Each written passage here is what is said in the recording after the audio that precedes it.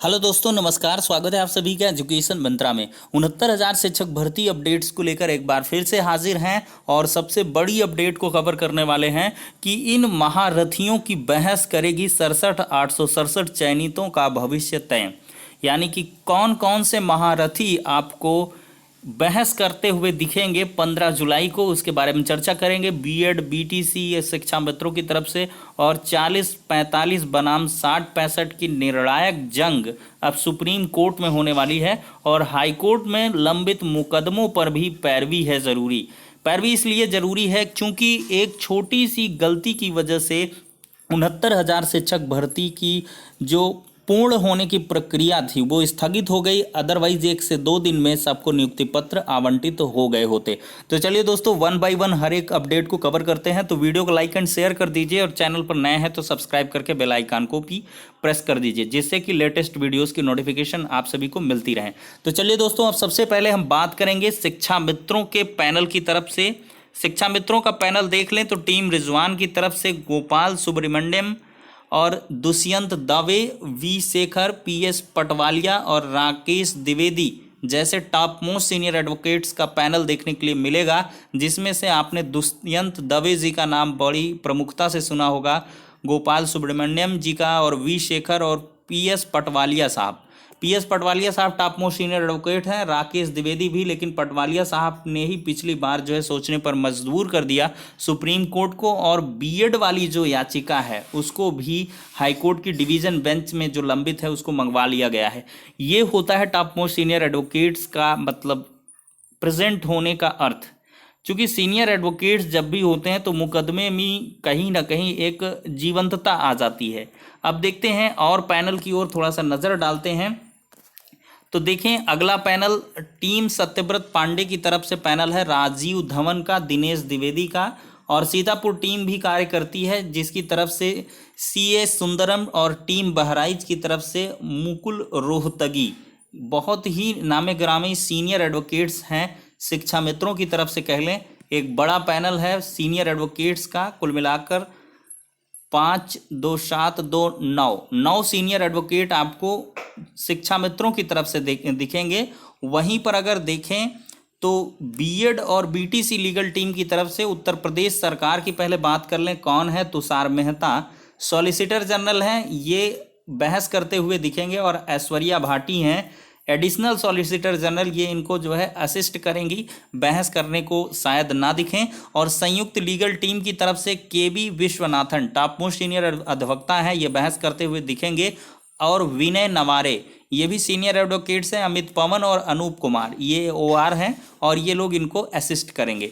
और BTC legal team की तरफ से अगर बात करें तो आर वेंकट रमणी ये टॉप मोस्ट सीनियर एडवोकेट्स हैं, जाना माना और पहचाना नाम है आर वेंकट रमणी जी का।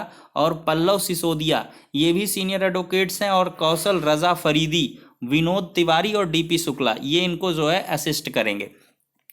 वहीं पर अगर बीएड लीगल टीम यानी कि अखिलेश शुक्ला की टीम की बात करें तो हरीश साल्वे दुनिया के चौथे नंबर के अधिवक्ता हैं, दावा किया जा रहा है और 90% दावा है कि हरीश साल्वे जो है 15 तारीख की सुनवाई के लिए प्रेजेंट रहेंगे। अब देखना दिलचस्प होगा, हरीश साल्वे जो है क्रिमिनल मैटर के एडवोकेट हैं, लेकिन देखने के लिए मिलेंगे या नहीं ये देखने वाली बात होगी। और हरीन रावल हैं, श्याम दीवान हैं, वरिष्ठ अधिवक्ता हैं, बीएड मुद्दे के लिए विशेष तौर पर ये रखे गए हैं।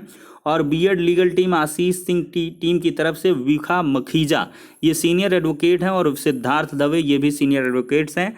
देखिए, निशान वाले जो हैं वो बहस करते हुए नज़र आ सकते हैं, बाकी के सबके रिटर्न सबमिशन होंगे। जो एओआर होते हैं वो लोग क्या करते हैं, इनको असिस्ट करते हैं। तो कुल मिला के इतने महारथी आपको देखने के लिए मिलेंगे, मतलब एक लंबी फहरिस्त टॉप मोस्ट सीनियर एडवोकेट्स की। सुप्रीम कोर्ट क्या, दुनिया के टॉप मोस्ट सीनियर एडवोकेट जो कि मतलब बाहर के भी मुद्दों पर भी अपना जो है बहस रखते हैं, वहीं पर इंडिया के तो ये टॉप मोस्ट सीनियर एडवोकेट हैं ही। तो कुल मिलाकर एक बड़ा महकमा देखने के लिए मिलेगा 40-45 बनाम 60-65 की निर्णायक जंग में, और होना भी चाहिए। पूरी जोर आजमाइश करेगी दोनों टीमें, 40-45 की भी और 60-65 की भी। आखिरी मौका होगा, क्योंकि अब इसके बाद कोई भी किसी भी प्रकार का एक्सक्यूज़ जो है परमिसिबल नहीं होगा, और जो भी ऑर्डर होगा वो फिर एक ताबूत पर आखिरी कील होगा। क्योंकि ऑर्डर आने के बाद फिर इसके बाद रिव्यू पिटीशन दुनिया फला ढिमका करते रहो, कुछ नहीं होता, सब कुछ खारिज हो जाती हैं। शिक्षा मित्रों की तो अभी तक जो है पिटीशंस चलती आ रही और सब की सब खारिज होती चली गई।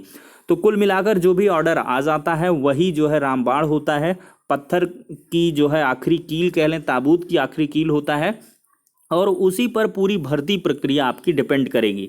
और देखिए इसी दरमियान जो है हाई कोर्ट में भी कुछ लंबित मामले हैं, जैसे कि 16 जुलाई की अगर हम बात कर लें तो देवेंद्र सिंह की एक याचिका है जिस पर top most senior advocate Ashok Khare, जो कि एमआरसी के जन्मदाता कहे जा सकते हैं, वो इस मुद्दे पर बहस करते हुए दिखेंगे एक नए ढंग से 69,000 शिक्षक भर्ती में।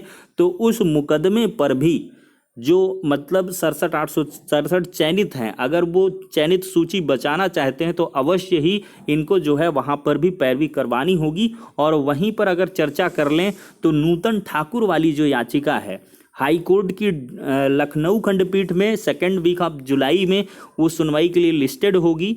संभवतः मंगलवार बुधवार तक लिस्टिंग हो सकती है उसकी। तो उस मुकदमे पर भी प्रभावी पैरवी की आवश्यकता है। और साथ ही साथ डिवीजन बेंच में जो आंसर की का प्रकरण चल रहा है वो तो खैर अभी दब गया है, लेकिन जब भी लिस्टेड होगा देर सबेर जुलाई लास्ट तक, तब उसमें भी प्रभावी पैरवी की आवश्यकता होगी। देखिए 67,867 चयनित जब तक नियुक्ति पत्र हासिल ना कर लें तब तक बेहद संजीदगी दिखानी होगी।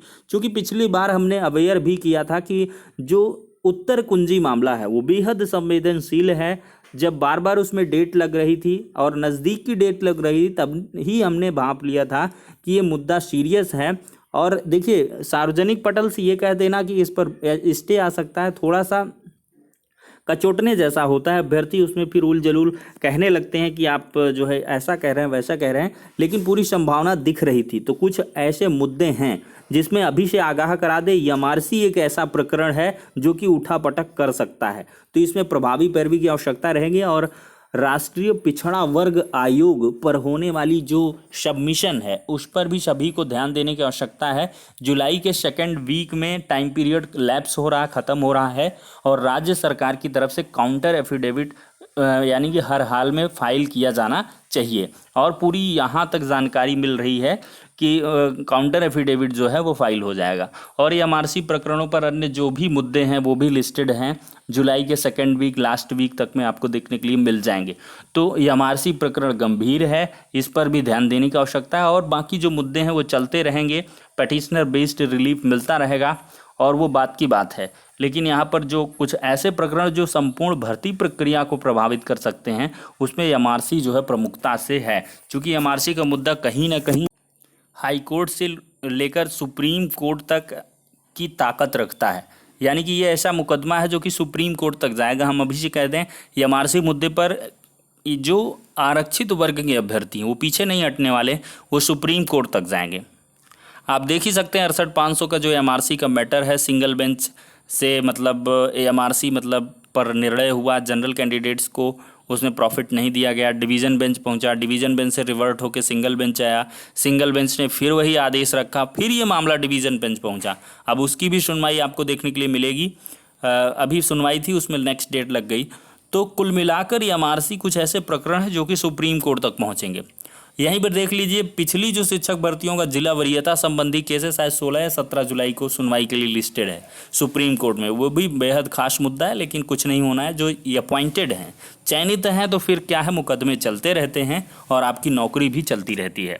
आप टेट अपियरिंग वाला प्रकरण देख सकते हैं, क्या कुछ हुआ कुछ नहीं हुआ। तो कुल मिलाकर जो प्रथम लक्ष्य है वो नियुक्ति पत्र प्राप्त करना है।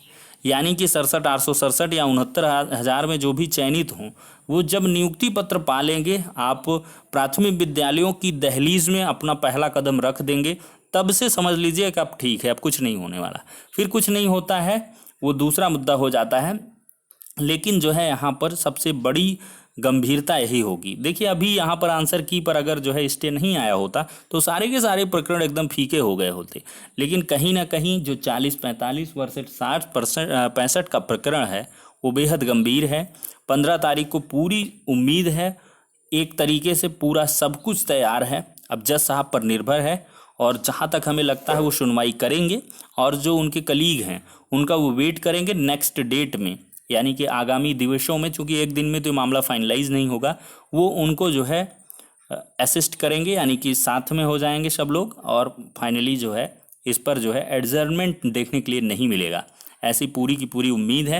लेकिन फिर भी देखते हैं। और कल का जो दिन है वो भी खासा महत्वपूर्ण है, 22,000 सीटें जुड़वाने का, और इसके बाद हज़ारों पटिशनर्स की जो अपील है 40-45 वर्सेस 60-65 की। तो मुझे जहाँ तक लगता है कि ये सारी की सारी कनेक्ट कर दी जाएंगी वही गट्ठर में 15 तारीख वाले में, सबको एक साथ सुन लिया जाएगा। तो फिलहाल के लिए कुछ अपडेट्स थी जो 69,000 शिक्षक भर्ती से संबंधित थी दोस्तों। आशा है वीडियो पसंद आई होगी। अगर कोई भी आपको अन्य जो भी कन्फ्यूज़न रह गई हो तो उसके लिए आप कमेंट बॉक्स में कमेंट कर सकते हैं, और ज़्यादा जानकारी के लिए आप हमारे टेलीग्राम चैनल को भी ज्वाइन कर सकते हैं। लिंक आपको डिस्क्रिप्शन बॉक्स में प्रोवाइड कर दिया जा रहा है। तो ठीक है दोस्तों, अब नेक्स्ट वीडियो मिलते हैं, तब तक के लिए